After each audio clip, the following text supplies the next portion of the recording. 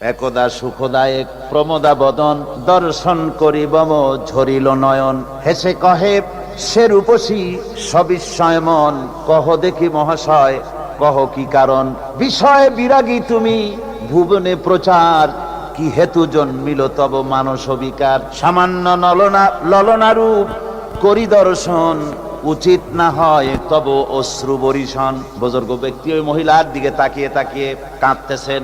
সুন্দরী মহিলা বলেন, আল্লাহর বুজুর্গ বান্দা, আপনি এলাকার ভিতরে বুজুর্গ এবং পীর হিসাবে, বুজুর্গ ব্যক্তি হিসাবে আপনি বিখ্যাত।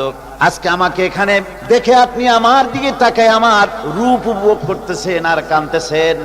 আপনার মতো সংসার বিরাগী মানুষ আমার মতো একটা সুন্দরী মেয়েকে দেখে ভাবে কাঁদা ঠিক না। বুজুর্গ ব্যক্তি বলছেন, হেসে কহিলাম বলে করহ শ্রবণ, নেত্র ঝরে তব হেতু ভেব না এমন, যে শিল্পী রচিল ওই সুধাংশু বদন, তাহার তরে ঝরে নেত্র নয়নে জীবন।